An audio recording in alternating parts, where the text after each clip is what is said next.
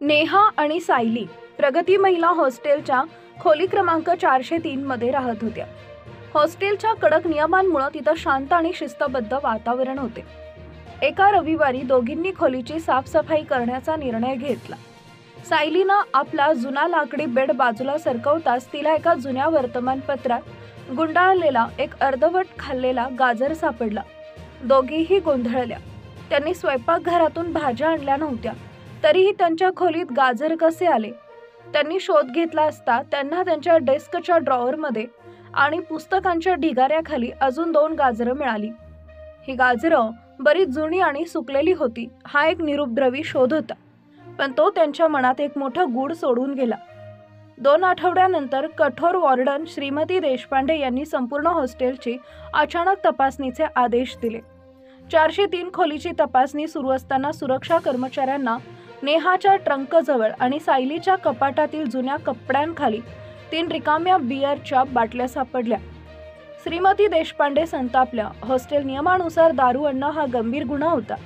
नेहा आणि सायली यांनी बाटल्यांबद्दलचे त्यांचे अज्ञान व्यक्त केले आणि त्यांनी याआधी सापडलेल्या गाजरांच्या रहस्याबद्दलही सांगितलं, पण वॉर्डननं गाजराची गोष्ट पूर्णपणे दुर्लक्षित केली आणि त्यांच्यावर दारू आणल्याचा आरोप ठेवून खोली सील केली।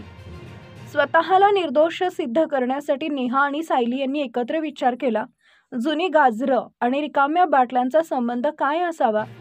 सायलीला आठवले की गाजरं ही उंदरांना पकडण्यासाठी लावलेल्या सापळ्यातील आमिषासारखी वाटत होती। नेहानं तिच्या फोनमधील खोलीच्या खिडकीखालच्या गॅलरीचा जुना फोटो पाहिला। फोटोमध्ये तिला एका कोपऱ्यात एक लहानशी व्हेंटिलेशन डक्ट हवा बाहेर काढण्याचा मार्ग दिसला, जी थेट त्यांच्या खोलीच्या दिशेनं जात होती। तिनं त्वरित सुरक्षा कर्मचाऱ्यांच्या मदतीनं ती डक्ट साफ करायला लावली। डक्टच्या आत अजून 2 रिकाम्या बिअरच्या बाटल्या आणि सुकलेल्या गाजरांचे तुकडे सापडले। हॉस्टेलमधील एका जुनाई सफाई कर्मचाऱ्याला नुकतेच कामावरून काढून टाकण्यात आलं होतं। त्यानं बदला घेण्यासाठी रात्रीच्या वेळी याच डक्टचा वापर करून मुद्दाम स्नेहा आणि सायलीच्या दारूच्या आरोपाखाली फसवण्यासाठी रिकाम्या बाटल्या आणि संशयास्पद गाजरं, जे कशाचं तरी आमिष म्हणून वापरलं जात होतं, त्यांच्या खोलीत लपवून ठेवली होती।